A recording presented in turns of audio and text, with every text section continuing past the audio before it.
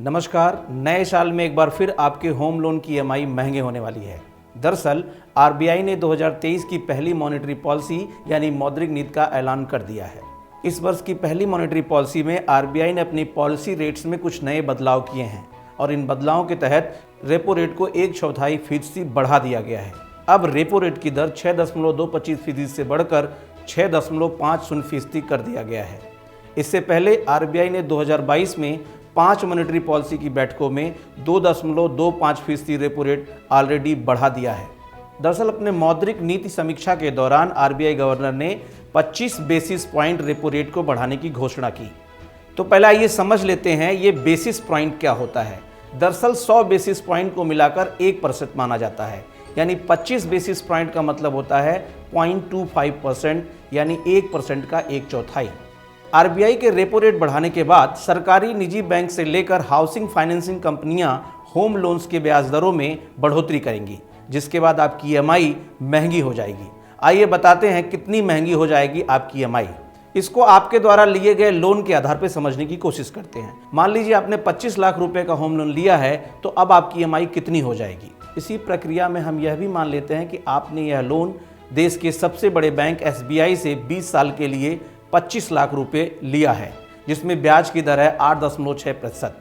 इसके हिसाब से 21,854 रुपये ईएमआई का भुगतान करना पड़ रहा था, लेकिन रेपो रेट में 25 बेसिस पॉइंट की बढ़ोतरी के बाद ब्याज दर बढ़कर 8.85% हो जाएगी, जिस पर 22,253 रुपये की ईएमआई चुकाना होगा, यानी करीब 400 रुपये आपकी ईएमआई महंगी हो जाएगी।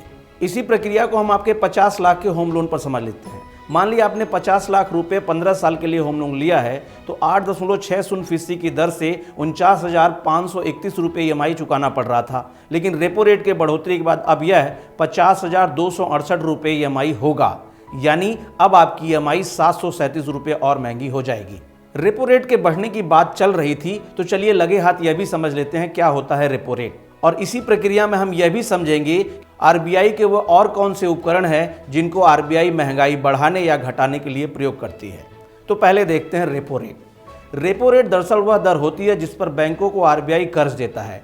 बैंक इस कर्ज से ग्राहकों को ऋण देते हैं। रेपो रेट कम होने का मतलब है कि बैंक से मिलने वाले कई तरह के कर्ज सस्ते हो जाएंगे, जैसे होम लोन, व्हीकल्स लोन वगैरह। और वहीं रेपो रेट के बढ़ने का मतलब है बैंक से मिलने वाले विभिन्न प्रकार के रेट्स महंगे हो जाएंगे।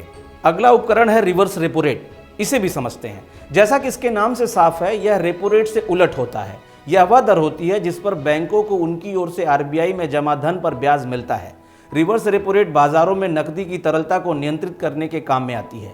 बाजार में जब भी बहुत ज़्यादा नकदी दिखाई देती है, आरबीआई रिवर्स रेपो रेट को बढ़ा देता है, ताकि बैंक ज़्यादा ब्याज कमाने के लिए अपनी रकम लोगों को ना देकर आरबीआई के पास जमा करने लगे।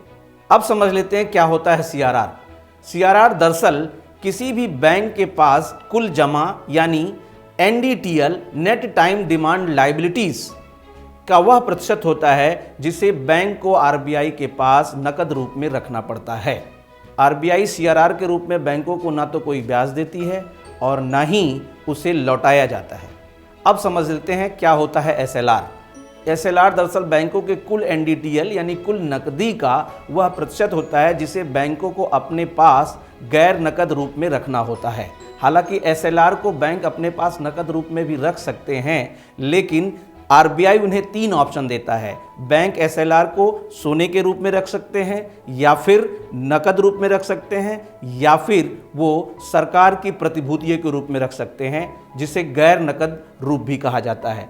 तो बैंक दरअसल एसएलआर के रूप में सरकारी प्रतिभूतियों को ही चुनते हैं, क्योंकि उन पर उन्हें निश्चित लाभ मिलने के चांसेस रहते हैं। अब हम एक और उपकरण की बात कर लेते हैं जिसका नाम है एमएसएफ यानी मार्जिनल स्टैंडिंग फैसिलिटी रेट। दरअसल यह आरबीआई के द्वारा जारी वर्ष 2011-12 में एक ऐसी सुविधा थी जिसके तहत कॉमर्शियल बैंक एक दिन के लिए यानी 24 घंटे के लिए आरबीआई से उधार ले सकते थे। ये थे कुछ उपकरण जो आरबीआई के मौद्रिक नीति से संबंधित थे, जिनका उपयोग करके आरबीआई देश के अंदर तरलता को, मुद्रास्फीति को नियंत्रित करती है। इनमें से हमने समझा एमएसएफ क्या है, रेपो रेट क्या है, रिवर्स रेपो रेट क्या है, सीआरआर क्या है और एसएलआर क्या है। अब बड़ा सवाल ये, क्या आगे की मौद्रिक नीति में भी रेपो रेट की दरें बढ़ेंगी? तो जैसा वैश्विक प्रभाव पड़ा है भारतीय अर्थव्यवस्था पे, उसको देखते हुए मेरा ये मानना है कि आगे की 1-2 ईएमआई आपकी और बढ़ सकती है। आरबीआई को रेपो रेट की दरें और बढ़ानी पड़ेंगी, क्योंकि वैश्विकरण के कारण भारतीय अर्थव्यवस्था बहुत बुरी तरीके से प्रभावित हो रही है, खासकर रूस और यूक्रेन में होने वाले युद्ध के कारण। तो ये थी मौद्रिक नीति से संबंधित खबर और इसका आपकी ईएमआई पर क्या पड़ेगा असर। इसी प्रकार की खबरों को देखने के लिए हमारे साथ जुड़े रहें और देखते रहें ध्येय टीवी।